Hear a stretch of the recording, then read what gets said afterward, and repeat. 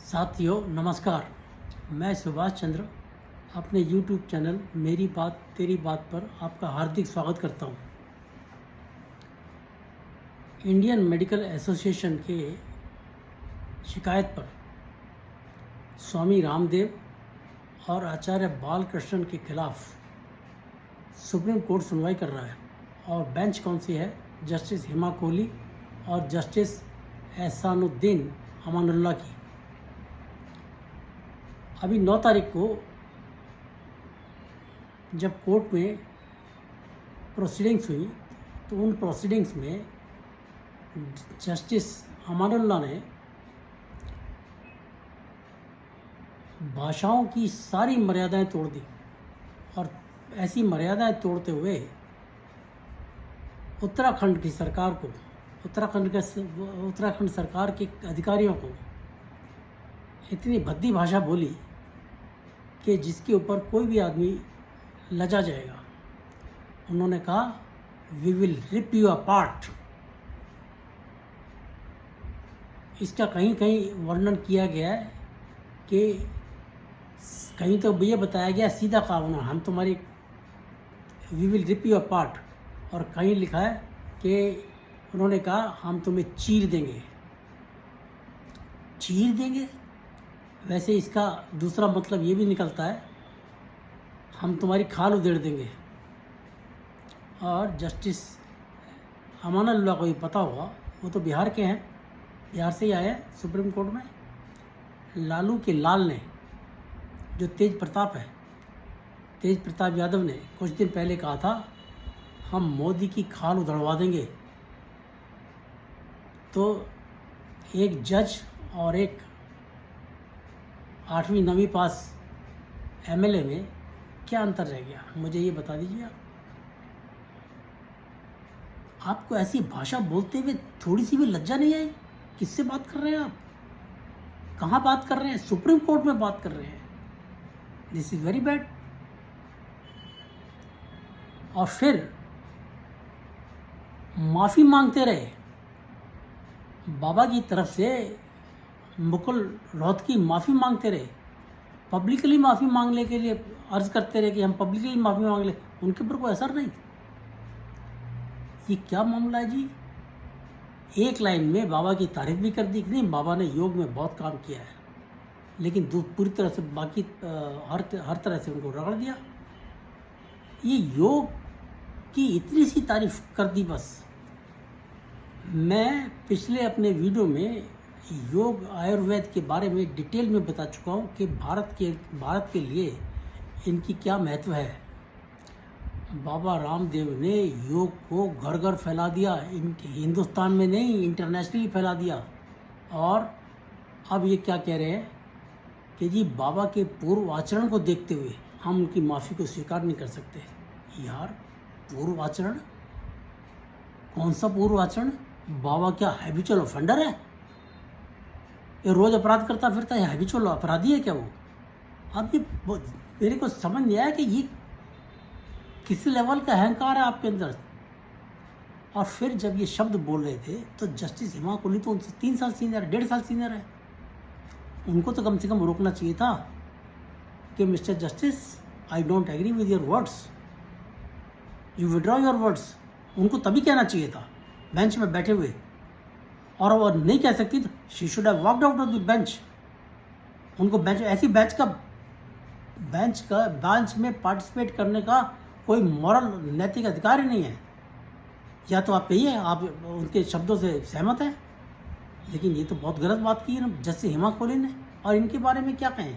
ये तो खुद ही कॉलेजियम के बैकडोर से आई हैं। भाई जिस हिमा कोहली को हाई कोर्ट में जिस दिन रिटायरमेंट है उससे एक दिन पहले सुप्रीम कोर्ट में जज बना दिया गया, तो ये तो कितनी ऊंची चीज़ है।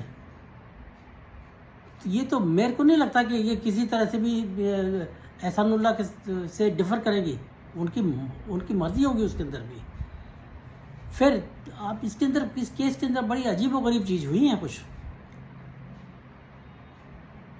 4 हियरिंग हो चुकी है। मैं रेगुलरली अखबारों में पढ़ रहा हूँ इसकी प्रोसीडिंग्स को।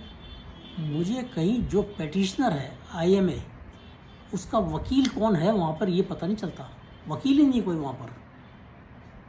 यानी क्या हो रहा है, सुप्रीम कोर्ट की बेंच एक पिटिशनर बन गई और रामदेव जी और आचार्य बालकृष्णन वो डिफेंडेंट हो गए। सीधा केस सुप्रीम कोर्ट और बाबा के बीच में चल रहा है।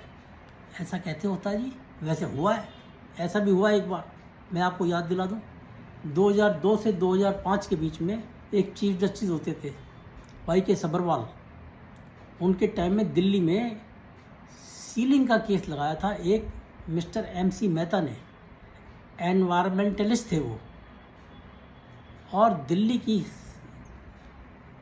60% जो बिल्डिंग्स थी, दुकानें थी, ये सब सीलिंग कर दी गई थी।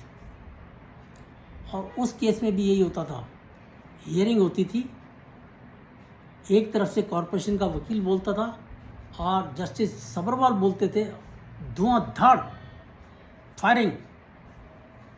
वो केस भी ऐसा ही चला था, पिटिशनर गायब बीच से, पिटिशनर का कोई नामो निशान नहीं होता था जी। ऐसा चल रहा था जैसे केस जस्टिस सब्रवाल और कॉरपोरेशन के बीच में चल रहा है। अब यहाँ पे भी यही हो रहा है। आप किस बिना पे IMA के वकील बन गए जी? आप तो बाप के वकील बन गए फिर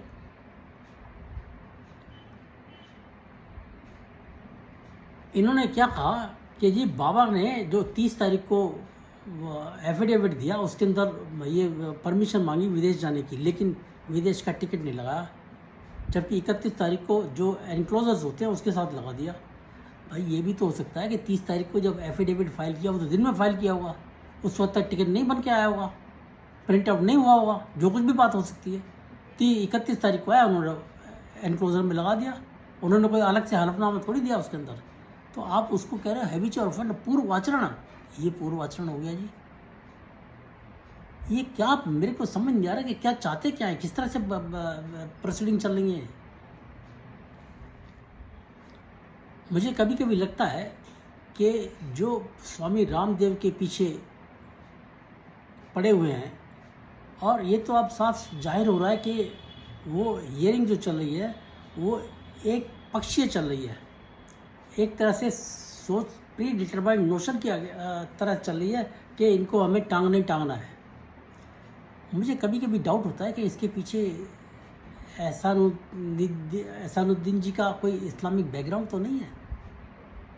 ठीक है, उन्होंने एक तारीफ़ कर दी उनकी, बाबा रामदेव की, कि जी उन्होंने योग के लिए बहुत काम किया, लेकिन ये भी तो पता है ना कि जो मुस्लिम समुदाय है वो योग के सख्त खिलाफ है, कांग्रेस का भड़काया हुआ है, और वो योग करते नहीं। वो मेजॉरिटी योग नहीं करती, हिंदुस्तान में विरोध करती है। और ये जस्टिस एहसानुद्दीन पटना में असेंबली के नज़दीक में बने हुए वक्फ भवन को गिराने के लिए 5 जजों की बेंच में 4 जजों ने फैसला दिया कि उस भवन गलत तरीके से बना हुआ है, अवैध है, उसको गिरा देना चाहिए। एक केवल यही थे, ठीक है, वक्फ भवन, मुस्लिम जज, इन्होंने कहा नहीं गिराना चाहिए, वो अलग है। तो यही तो कहीं कारण नहीं है कि जो बाबा रामदेव के भी पीछे पड़े हुए, और बाबा रामदेव की जो अध्यात्म है, जो योग है, जो आयुर्वेद है, वो तो सदियों पुराना है। मैं एक बात स्पष्ट बोलना चाहता हूँ कि जस्टिस एहसानुद्दीन हो या हेमा कोहली हो या कोई भी जज हो, स्वामी रामदेव के 4 वकील, उनकी जो लीगल नॉलेज है वो उसको तार तार कर सकते हैं। लेकिन एहसानुद्दीन जी, आप बाबा रामदेव की आध्यात्मिक नॉलेज, उनकी योग की नॉलेज, उनकी आयुर्वेद की नॉलेज, उनकी अन्य नॉलेज जो जानकारियां हैं, उनका आप कहीं 1% भी मुकाबला नहीं कर सकते। ये हकीकत है। और मैं तो ये देख रहा हूँ साहब, पिछले 10 साल से जजेस ने एक अपने लिए अलग ही मापदंड बना लिए कि सरकार के खिलाफ जो मर्जी बोलो। इन्होंने अपने लिए अभिव्यक्ति की स्वतंत्रता एक अलग तरीके से रच दी है। और मोदी हो, बीजेपी हो, सरकार हो, आरएसएस हो, कोई भी हो, उसके खिलाफ गाली देने का इन्होंने ऐसी अभिव्यक्ति की स्वतंत्रता दे रखी है कि जो मर्जी आता है जिसके मुंह में वो बोलता है, और ये उसको कहते हैं जी ये तो फ्रीडम ऑफ एक्सप्रेशन है, ये छोड़ देते हैं उसको। चाहे कोई पाकिस्तान जिंदाबाद के नारा लगा दे, उसको छोड़ देंगे। ये 10 साल से पूरी तरह से देखा जा रहा है, और ये ऐसा देख के लगता है कि 10 साल से मोदी इनसे बर्दाश्त नहीं हो रहा है। आपको मैं एक छोटी सी बात बताता हूँ। एक ही से ज़्यादा हाई कोर्ट्स में अगर कोई मुकदमा चलता है तो सुप्रीम कोर्ट उसको अपने पास ले लेता है कि अलग अलग हाई कोर्ट में चलाने की ज़रूरत नहीं है, हम इसको सुनेंगे। कोविड काल में इन्होंने नया फंडा खेला। इन्होंने क्या खेला कि सब हाई कोर्ट्स में अलग अलग सुनवाई की जाएगी, और फिर कोई डिफरेंस ऑफ ओपिनियन होगा तो हमारे पास आएगा। क्या बात है भाई। फिर सारे हाई कोर्ट्स सुनवाई करने लगे और ये खुद भी सुनवाई करने लगे, और सब मिलके, हाई कोर्ट के जज भी और सुप्रीम कोर्ट के जज भी। इतना संकट काल था, सरकार के हाथ पांव फुलाए रखे इन लोगों ने, ऐसी तैसी करके रख दी। ये नहीं देखा कि सरकार के ऊपर क्या बीत रही है, कितना बड़ा संकट है कोरोना का, और आपको तो 24 घंटे में जवाब चाहिए। ये हालत कर दी थी इन लोगों ने। और उस व्यक्ति को, केजरीवाल को, उसके लिए ऑक्सीजन चाहिए इनको, झूठे सच्चे क्लेम थे उसके। आपने कमेटी बिठाई, उस कमेटी ने कह दिया कि 4 गुना ऑक्सीजन मांगी उसने, 4 गुना, और आप केंद्र सरकार को रगड़ते रहे। जो मर्जी हाई कोर्ट ने बड़ी बड़ी ऑब्जर्वेशन दी, नाहक ऑब्जर्वेशन दी, जिनका कोई मतलब जवाब ही नहीं था। मद्रास हाई कोर्ट ने अधिकारियों के लिए एक ऐसी ऑब्जर्वेशन दे दी कि जो सुप्रीम कोर्ट को खुद उसको बाद में ठीक करना पड़ेगा, भाई आप संयम से काम लीजिए। दिल्ली का जज, दिल्ली हाई कोर्ट के विपिन सांघी, उन्होंने, जैसे पिक्चरों में होता है ना, विलेन को किसी से पैसा लेना होता है तो कहता भाई मैं पैसा नहीं दे सकता। वो क्या कहता है, वही शब्द बोले इन्होंने। क्या? केंद्र सरकार को, चोरी करो, भीख मांगो, उधार लो, लेकिन दिल्ली सरकार को ऑक्सीजन मिलनी चाहिए। यार ये भाषा है जज की, हाई कोर्ट के जज की, और कोई रोक टोक नहीं है, कोई रोकने वाला नहीं था जी। चीफ जस्टिस ने मद्रास हाई कोर्ट को तो कह दिया, इनको तो कुछ कहा ही नहीं।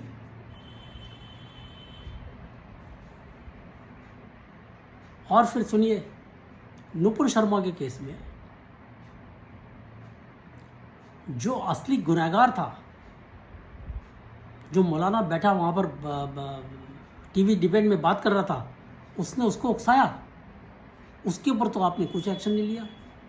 और जस्टिस पारदीवाला और जस्टिस सूर्यकांत ने सारी भाषा की सीमाएं लांघ दी। उससे बड़ी उस दिन उन्होंने जो हेट स्पीच दी, सुप्रीम कोर्ट के इतिहास में नहीं दी गई होगी, जो उन्होंने नुपुर शर्मा के खिलाफ दी। उस बेचारी को रुला दिया इन्होंने, और यहाँ तक कह दिया कि तुम जिम्मेदार हो। दुनिया जो देश में आग लगी हुई है, बतलाइए, आग लगी मिडिल ईस्ट कंट्री से, और इसको दोष दे दिया। यहाँ पर सर तन से जुदा होने के नारे लग गए, जुदा कर दिया गया उसको, कन्हैया लाल को, और जो दोष दे दिया नुपुर शर्मा को। ये मैं कहता हूँ कि इन लोगों के जबान ना, मतलब कैंची से भी ज़्यादा चलती है, कोई लिमिट ही नहीं है।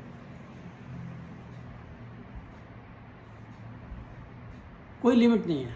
तो अब हेमा कोहली ने तो इनको नहीं पूछा, नहीं रोका, तो अब ज़रूरत इस चीज़ की है कि चीफ जस्टिस DY चंद्रचूड़ इनको एक्सप्लेनेशन कॉल करें, और ये अभी 16 तारीख की डेट दी है, उससे पहले कॉल कर लेना चाहिए इनको एक्सप्लेनेशन। और अगर ये माफ़ी नहीं मांगते, बाबा रामदेव तो माफ़ी मांग गए, ये तो अपने कुकर्म के ऊपर माफ़ी भी नहीं मांगेंगे। माफ़ी नहीं मांगते तो इनको कहिए आप त्यागपत्र दीजिए, इनसे त्यागपत्र चीफ जस्टिस को ले लेना चाहिए। और नहीं ले सकते आप, मुझे पता है नहीं लेंगे, वो उनको अपनी फ्रैटर्निटी है, उसको डिफेंड करेंगे, तो कम से कम उस बेंच से उनको हटा देना चाहिए। He should not be member of the bench any more, क्योंकि ये अब इनके जो आचरण से पता चल रहा है कि ये तो पक्षपात कर रहे हैं बाबा रामदेव के खिलाफ, तो इनको बेंच में नहीं रखना चाहिए। बस मुझे इतना ही कहना है।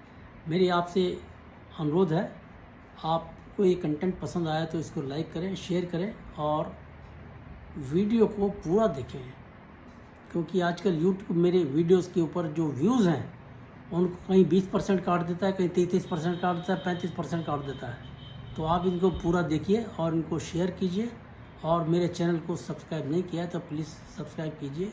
नमस्कार, जय हिंद, भारत माता की जय।